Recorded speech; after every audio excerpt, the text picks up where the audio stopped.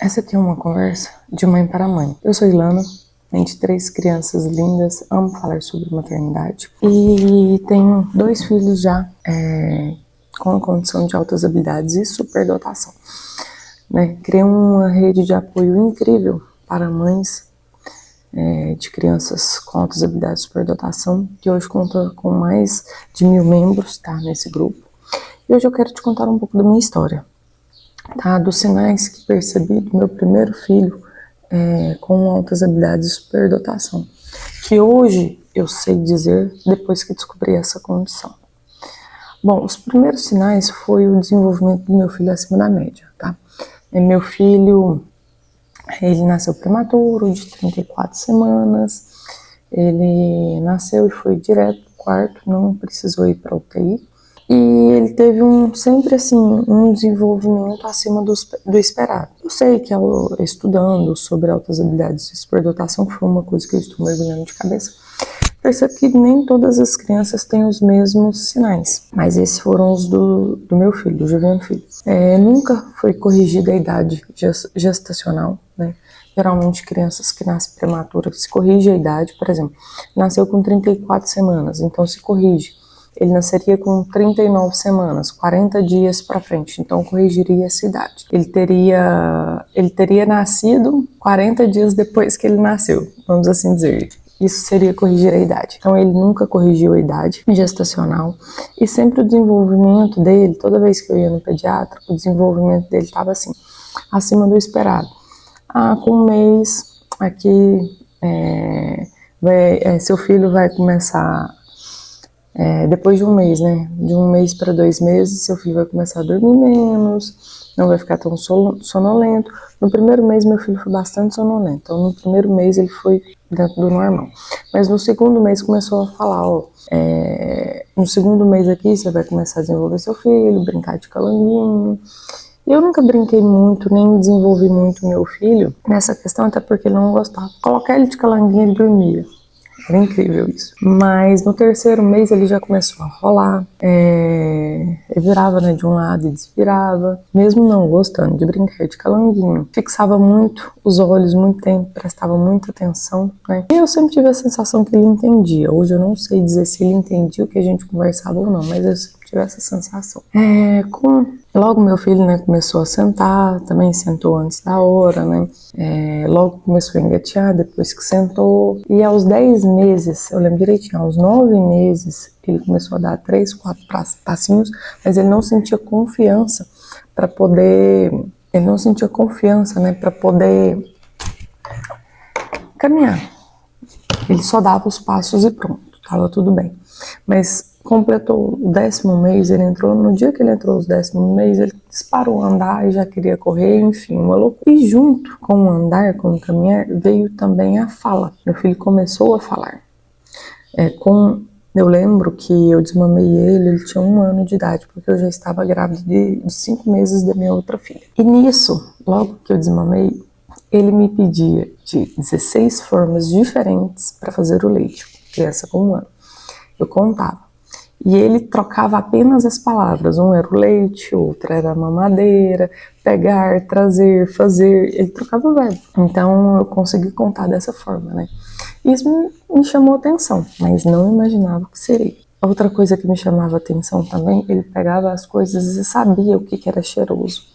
Eu tinha um potinho de azeite com alecrim. Ele pegava esse potinho, ele cheirava assim... mamãe, cheiroso.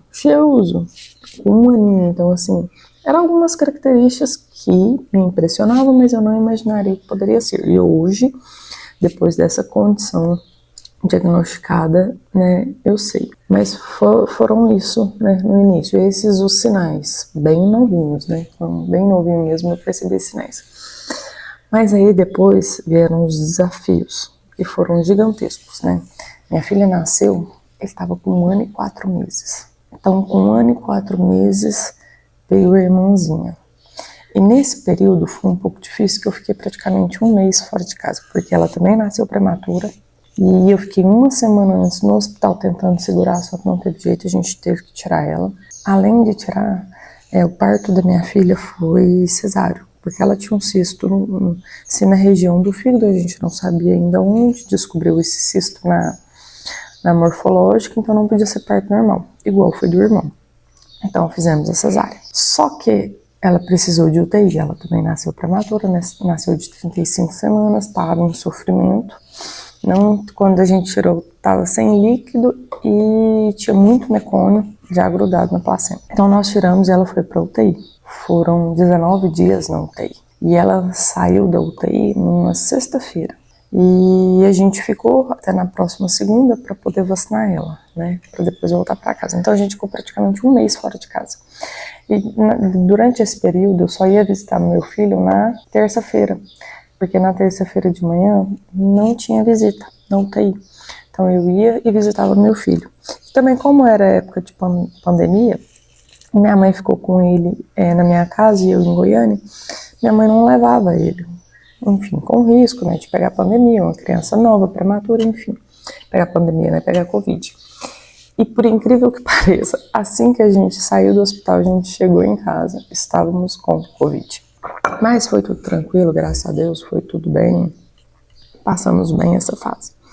Só que para o Joviano Filho foi muito difícil, porque ele com 1 ano e 4 meses, muito tempo longe dos pais, ele sempre foi muito apegado. E além desse apego, vem uma criança nova para dividir o que era só dele, toda a atenção que era só dele passou a ser dividida para a irmã e para ele. E além disso, pela condição da irmã, nós tivemos muito que ficar assim, indo em médicos, fazendo exames, monitorando a questão do cisto dela. Depois a gente descobriu, né, que o cisto era dentro do fígado, uma região bem rara e bem delicada, que o cisto pegava em cima da veia porta e da bifurcação das vias biliares, ele comprimia lá. Então a gente ficou aguardando, né, as respostas dos médicos, os resultados dos exames, mas sempre acompanhando. E ela sempre ia em 3 médicos, né, gastropediatra, o cirurgião pediatra e também na cardiologista, né, na cardiopediatra, porque ela, pela prematuridade, ela teve uma cardiopatia. Mas graças a Deus saiu da UTI sem medicação, sem nada. Então esse momento que foi muito difícil para nós, para o Joviano Filho foi mais ainda, porque ele não sabia lidar com isso. Então para ele, e como ele tem essa condição dessa neurodivergência, para ele foi muito mais intenso. Ele se sentiu abandonado, porque depois quando chegamos, ele não deixava o pai sair para trabalhar. Eu acho que ele tinha um medo de a gente não voltar. Eu não podia ficar com a irmã no colo. Ele sempre queria e pedia para guardar.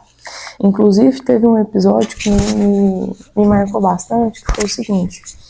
Teve um dia que eu deixei a irmã no berço e fui no banheiro.